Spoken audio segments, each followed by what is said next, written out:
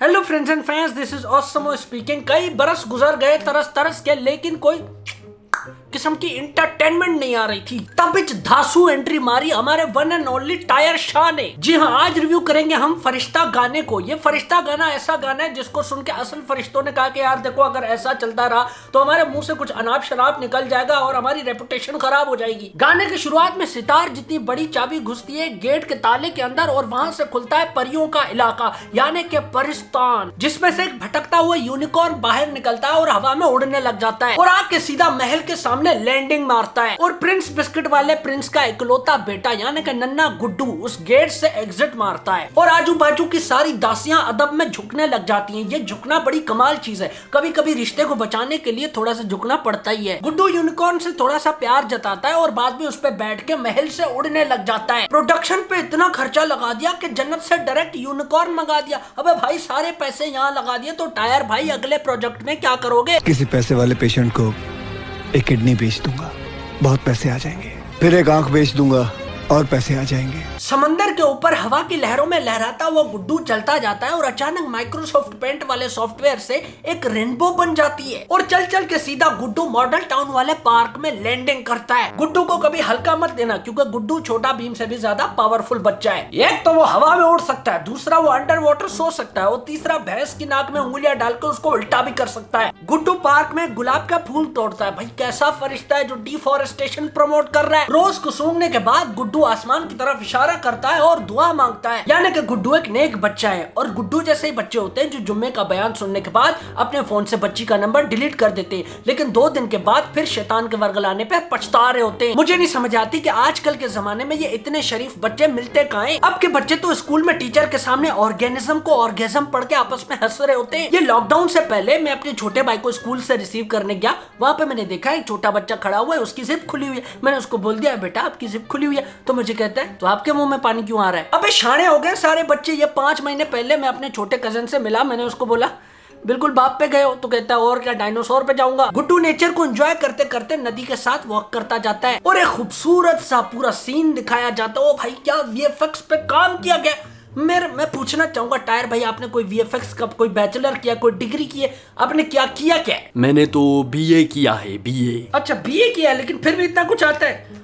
BA simple सादा BA नहीं वीरे, कीमे वाला। अब ये फूल तोड़ के अपना गुड्डू घर जा रहा होता है, लेकिन आपको तो पता है अपना कबीर कितना एनवायरमेंटलिस्ट है। तो वो उसको कहता है कि ओए वापस रख इसको, ओए वापस रख उसे। तब गुड्डू वो फूल धरती माँ को वापस तो देता है, लेकिन नदी में बहा देता है। वहीं पे गुड्डू को पानी में अपनी महबूबा का एक अक्स भी दिखता है। गुड्डू बेशक नेक हो, लेकिन साथ साथ थोड़ा सा नाटी भी तो है, क्योंकि फूल को गुड्डू के हाथ लगे हैं तो कुछ शक्ति फूल में भी आ गई है। इस वजह से पानी का बहाव फूल को अपनी ओर लेके नहीं जा पा रहा। ये सारा सीन चल रहा होता है और वहाँ पे अपना यूनिकॉर्न थोड़ा सा वार्म अप कर रहा होता है और गुड्डू यूनिकॉर्न पे चढ़ के थोड़ी सी पार्क में घोड़े सवारी कर रहे होते हैं। वाह, बाऊ रमी राजा की भैंस और बाऊ रमी। इधर लोग रेंडी रोना वारिस से तंग आए हुए, लोगों का घर से जाना दुश्वार हो गया और ये भाई साहब घोड़े सवारी कर रहे हैं। इधर लोगों की जिंदगी पे घोड़े सवार है और ये भाई साहब घोड़े सवारी कर रहे हैं। नन्ना नटखट गुड्डू तितली के पीछे भाग रहा होता है और जाके तितली एक फूल पे बैठ जाती है। गुड्डू हाथ फैलाता है और तितली उड़ के उसके हाथ पे आ जाती है और थोड़ी देर बाद तितली वहां से उड़ जाती है। ये अच्छी बात की कि तितली को अपने हाथों से पकड़ के कुचल नहीं दिया। इस बात पे राजा जी गीली चुम्मी दो उसको।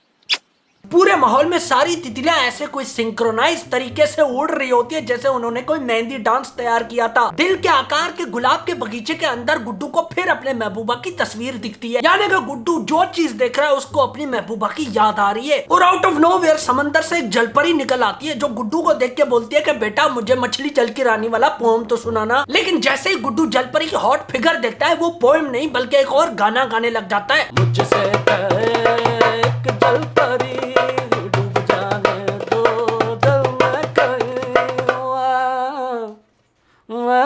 ये इनसिक्योरिटी महसूस करने के बाद वो जो पिछले वाली तितली थी वो अचानक से रूप धारण कर लेती है और गुड्डू की महबूबा बन जाती है।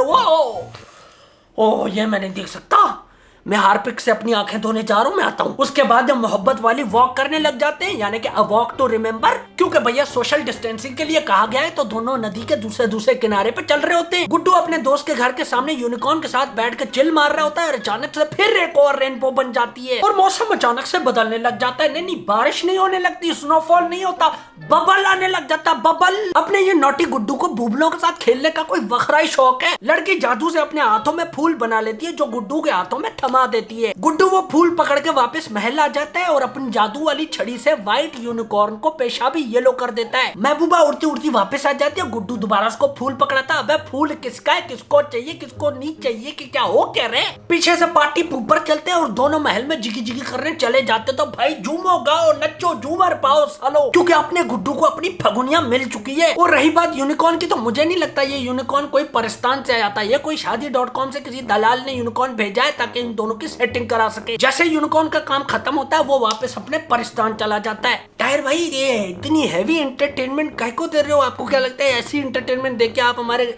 दिल में घर कर लोगे? मैं सिर्फ लोगों का दिल बहला सकता हूँ जी, किसी के दिल में जगह थोड़ी बना सकता हूँ। ये टायर शाह, ढिंचक, पूजा, इन सारों के कंटेंट से कोई एतराज नहीं, बल्कि I enjoy their content, you know why. ये मुझे जरा पिस ऑफ नहीं करते क्योंकि मैं इनके कंटेंट को स्टूपिड कॉमेडी के कैटेगरी में डाल देता हूँ और वो कैटेगरी बिल्कुल एक्सेप्टेबल है। कभी कभी कुछ ऐसा होता है कि कोई चीज इतनी बुरी होती है कि वो अच्छी होती है। It is so bad that it's good. तो भाई ये क्वारंटीन वाले टाइम पे, ये लॉकडाउन वाले टाइम पे हमें एंटरटेन करने के लिए थैंक यू। जियो वालों ने मेरे पे एक आर्टिकल लिखा है जो मुझे लगता है अभी तक का सबसे ऑथेंटिक, सबसे बेहतरीन लिखा हुआ है, जो आपको जेन्युइन मोटिवेट करेगा। मैं नीचे उसका लिंक दे रहा हूँ, जाओ और ट्विटर पे उसको रीट्वीट करो। रीट्वीट जरूर करना, रीट्वीट। हाँ, ये मुखड़ा अगर पहली दफा देख रहे हो तो तुमने बहुत कुछ मिस कर दिया जानी। जाओ इस पूरे चैनल को चूस डालो और ये दोनों चैनल्स को सब्सक्राइब कर देना।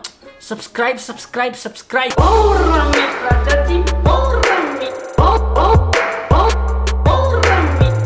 इसका मतलब समझे गया।